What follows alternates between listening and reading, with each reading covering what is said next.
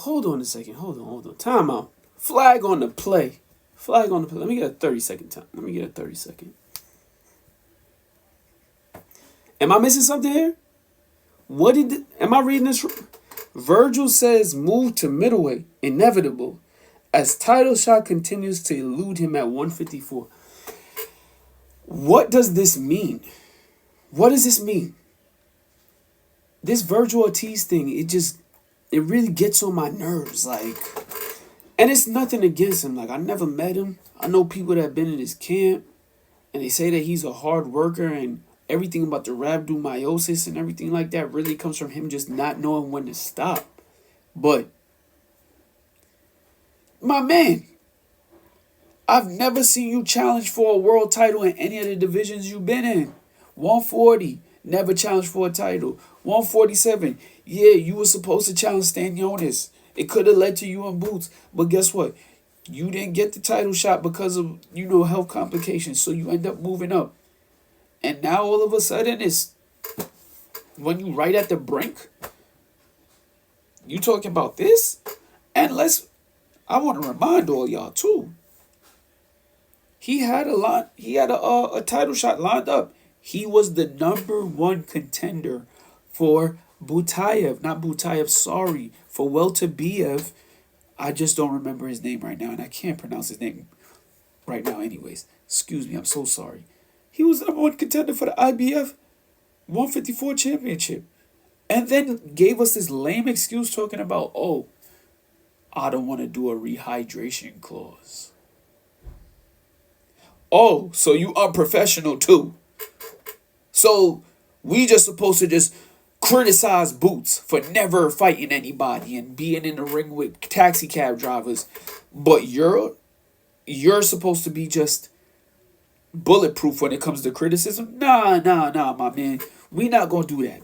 We not doing that. I'm sorry, I'm not doing that. I'm not jacking that. Sorry. You gotta get some type of criticism, bro. Because to be honest, if we being real, if I'm keeping it G real, your last fight, I had you down 3 rounds. You didn't win that fight. The fight before that, nah, you took a whooping. You should have lost that fight. There's no way that you can be out here going through these type of struggles, getting gifts as far as I'm concerned, and then you're going to say you're going up to 160? Why are you going up to 160? Oh, because you hear that the boogeyman is going from 68 to 60 and you want this? You want bankroll? Come on now, my Mexican people out there, y'all can't be proud of this guy. Y'all don't claim David Benavidez, but y'all claim him. Who is he chasing? His work is right there at 154. His work is fighting for an interim title. He has an interim title. Drop both of them joints. Meet up if that's the case. Knuckle up. Or, I heard that you were number one contender for Sebastian Fondora. Cash that number one contender in, my man at the WBC. Go call your man's Mauricio Suleiman. I know y'all got the relationship. Skip the line, cause your promoter was a WBC fighter. I know that they good with each other. Yo, Oscar, make that call to Mauricio. Mauricio, pick up. Yo, my man Virgil need to skip the line. Let's make the championship fight happen. Who cares about what PBC saying? We gonna get Turkey involved and get the bag. You know what? We can make that happen. We gonna make it right. Done. If you win and you beat Fondora, kudos to you, my man. Then the pressure is on Jaron Ennis to actually fight you then. That's what I'm saying. But at this point, we cannot blame Jaron Ennis for nothing. Jaron Ennis has done something that you haven't done in 2 divisions. He's won a belt, unified, and became a lineal champion. You've only won the Intercontinental belt, the WWE Intercontinental belt, the ECW Hardcore title, the WCW TV title. You've won belts that are meaningless. You've literally won a BB Simon belt, a Gucci belt, a Louis Vuitton belt. You ain't won no real belt, bro. You're not a world champion. You're not a titleist yet. You've not even been elevated. As far as I'm concerned, like, what do you want your legacy to be? What are you fighting for? I know you take care of your family and all of that stuff, but my man, we don't want to hear it no more.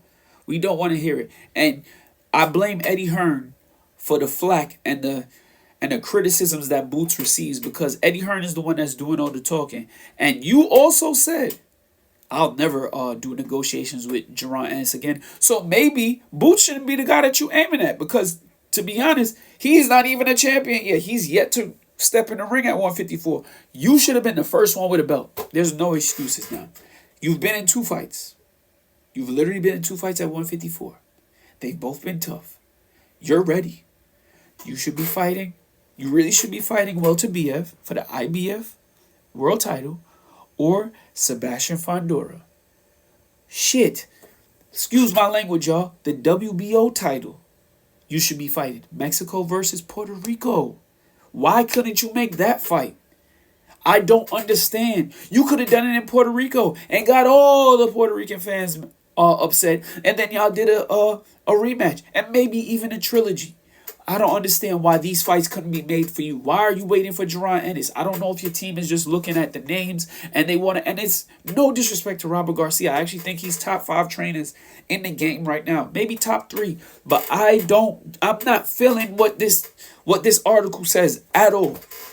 I'm not giving this dude a pass. If Boots gets the smoke, he gets the smoke too. Because although he's fighting the guys, he ain't capturing titles at all.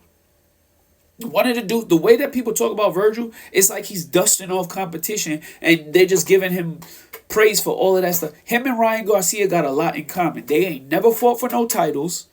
And there's always some type of controversy around them. They just move from division to division, just looking for names and paychecks, and they not collecting belts. Come on now. This is why a lot of people are sitting here saying that they mess with Dana White. They're saying that these things are wrong with the sport. You can't just be moving around and just citing that, oh, well, this, I know what it is. It's either the rhabdomyosis and you working too hard, or maybe you just scared. Let us know what it is, though. I need to know what y'all think, because guess what? I ain't gonna get this guy no flack. It's all pressure from here on out. I'm gonna be the one. If somebody's gonna champion it and be the one that says that they gonna keep the gun to his head, sorry for using that type of terminology, but to put the pressure on and pause, then guess what? We just gonna have to do that, because this guy's not doing nothing. And everybody's holding him as this world-renowned fighter when he really hasn't proved it against really anybody. All he's done at welterweight is beat up on junior welterweights. If we're being honest, he ain't fight nobody at welterweight. Never fought anybody at welterweight. All the praise that he gets is literally just off potential. Not feeling it at all, my man. Step it up, bro. Step it up. We are the fans. We are the customers. And guess what? You are an entertainer. And when it comes to entertainment and when it comes to customers, you're supposed to be the ones putting on the show for us. And guess what? When it comes to service, the customer is always right. We building up from the ground. Like, subscribe, share, tell your granny, your aunt, your mama, your uncles, your sister, your girlfriend, and your side piece.